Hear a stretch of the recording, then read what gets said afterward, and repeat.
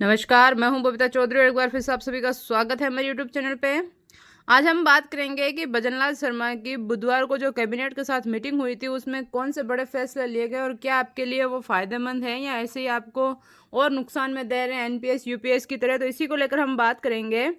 तो आगे बढ़ने से पहले मैं आपको बता दूं, यदि आप हमारे चैनल पर नए तो हमारे चैनल को सब्सक्राइब कीजिए और बेल आइकन को जरूर दबाएं ताकि आने वाली वीडियो का नोटिफिकेशन सबसे पहले आप तक पहुंचे। और वीडियो को ज़्यादा से ज़्यादा शेयर कीजिए और लाइक कीजिए। राजस्थान की भजनलाल शर्मा सरकार ने बुधवार को कैबिनेट बैठक में कर्मचारियों के हित में बड़े फैसले लिए।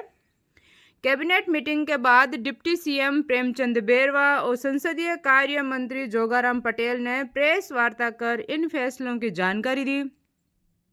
संसदीय कार्य मंत्री जोगाराम पटेल और उप मुख्यमंत्री डॉक्टर प्रेमचंद बेरवा ने बताया कि राज्य कार्मिकों के हित में उनकी ग्रेजुएटी और डेथ ग्रेजुएटी की अधिकतम सीमा 20 लाख रुपए से बढ़ाते हुए आपको 25 लाख रुपए करने की मंजूरी दी। यानी कि यहाँ पर भी आपको 5 लाख रुपए का फायदा हो रहा है। 5 लाख रुपए यहाँ पे आपके बढ़ा दिए गए। मंत्री ने बताया कि अब पुरुष और महिला कार्मिकों को सीजीएचएस की तर्ज पर अब आरजीएचएस में भी चिकित्सा सुविधाओं के लिए माता पिता या अपने सास ससुर में से किसी एक को सम्मिलित करने का विकल्प मिलेगा, बेशर्त आप माता पिता या सास ससुर आश्रित होने के साथ पुरुष अथवा महिला कार्मिकों के साथ निवास करते हों तो आप उनमें से किसी एक का इलाज करवा सकते हैं, चाहे आपके वो माता पिता हो चाहे आपके वो सास ससुर हो।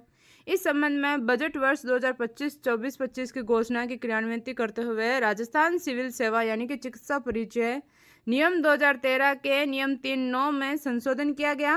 और ये एग्जाम की दृष्टि से बहुत ही महत्वपूर्ण, आपसे पूछा जा सकता है कि कहाँ संशोधित करके इस नियम को लागू किया गया।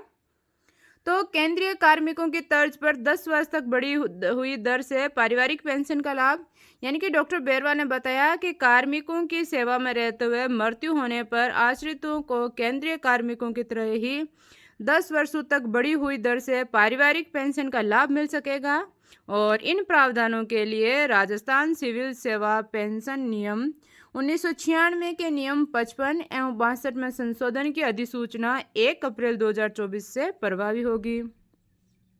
अब हम बात करें कि पेंशनधारियों की आउटडोर सुविधा 30,000 रुपये। यानी कि संसदीय कार्य मंत्री जोगाराम पटेल ने कहा कि पेंशनधारियों को आउटडोर सुविधा 30,000 कर दी गई है। साथ ही कर्मचारियों को 2 से अधिक संतान होने पर भी प्रमोशन लाभ दिए जाने के प्रस्ताव को भी मंजूरी दी मिली। तो ये भी बहुत अच्छी खबर है, क्योंकि कई बार देखा जाता है कि जुड़वा बच्चे हो जाते हैं या किसी भी कारणवश आपके 3 संतान हो जाते हैं और उसके बाद में आपको प्रमोशन नहीं मिलता है। तो ये भी आपके लिए बहुत ही अच्छी खबर है कि आप 2 बच्चों के बाद भी अब आपको तीसरा बच्चा हो भी गया है तो आप प्रमोशन ले सकते हैं।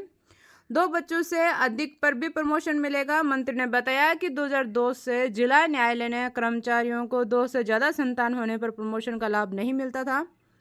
अब 2 से ज़्यादा संतान पर भी प्रमोशन व अन्य लाभ मिलेंगे। एक अन्य महत्वपूर्ण निर्णय लेते हुए राजस्थान जिला न्यायालय लिपिक वर्गीय संस्थापन नियम 1986 के नियम 14(a) और 20 के उपनियम 4 और राजस्थान अधीनस्थ न्यायालय चालक व चतुर्थ श्रेणी कर्मचारी सेवा नियम 2017 के नियम 18 उपनियम 4 व नियम 30 में संशोधन का अनुमोदन किया गया।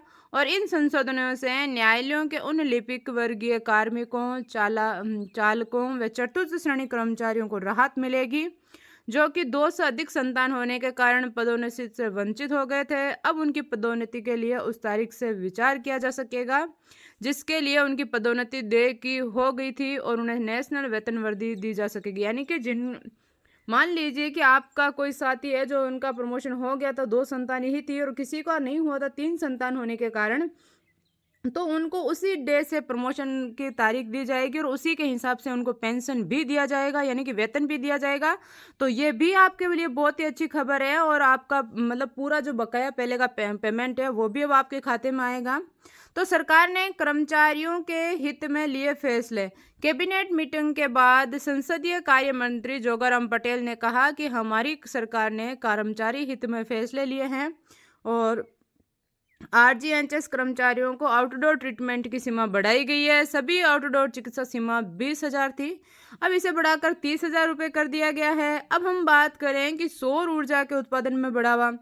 सौर ऊर्जा पर मंत्री जोगाराम पटेल ने कहा कि हम सब मिलकर बिजली का उत्पादन करें। बिजली उत्पादन में सरप्लस स्टेटस बन जाएं। और अडानी ग्रुप सहित विभिन्न बिजली कंपनियों को जमीन आवंटन के मामले थे, उस पर भी आज हमने फैसला लिया है। तो आगे हम बात करें कि नाथद्वारा में रेलवे के लिए जमीन देने का अनुमोदन, एमएसएमई को बढ़ावा देने के लिए दहमी कला में 12 हेक्टेयर भूमि आवंटित किए जाने की जानकारी भी कैबिनेट मीटिंग के बाद हुई व पीसी में दी गई। यह भी बताया गया कि नाथद्वारा के पास का क्षेत्र रेल से वंचित था, ऐसे में रेलवे को आमान परिवर्तन के लिए जमीन देने का अनुमोदन हुआ। इससे प्रदेश भर में रेलवे का नेटवर्क बढ़ेगा, तो यह भी बहुत अच्छी खबर है। अब लास्ट बात हम बात करें कि यूपीएस पर भी हुआ विचार लेकिन फैसला नहीं, यानी कि जो पेंशन स्कीम के बारे में बात चल रही थी तो कौन सा लागू करनी या नहीं करनी या कब करनी, तो इस पर भी फैसला अभी नहीं हुआ, लेकिन इस पर विचार चल रहा है। कैबिनेट मीटिंग में केंद्र सरकार द्वारा हाल ही में घोषित यूनिफाइड पेंशन स्कीम पर भी विचार हुआ, लेकिन अभी कुछ तय नहीं हुआ है। इस बात की जानकारी संसदीय कार्य मंत्री जोगाराम पटेल ने प्रेस कॉन्फ्रेंस में दी थी। तो ये देखिए, सभी जो कैबिनेट मीटिंग में जो फैसले लिए गए वो आप सभी के लिए अच्छे हैं और लाभदायक है। इसमें कोई भी हमारा नुकसानदेह फैसला या नेगेटिव फैसला नहीं हुआ है।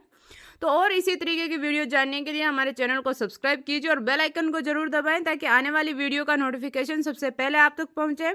और अब तक आपने वीडियो को लाइक नहीं किया तो लाइक कीजिए, शेयर कीजिए, ज़्यादा से ज़्यादा शेयर कीजिए ताकि सभी सरकारी कर्मचारियों को इस वीडियो के बारे में पता लग सके और वो सभी इसको लाइक और शेयर कर सके और अपनी जानकारी प्राप्त कर सकें। वीडियो पे किसी भी तरीके का गलत कमेंट ना करें और धन्यवाद।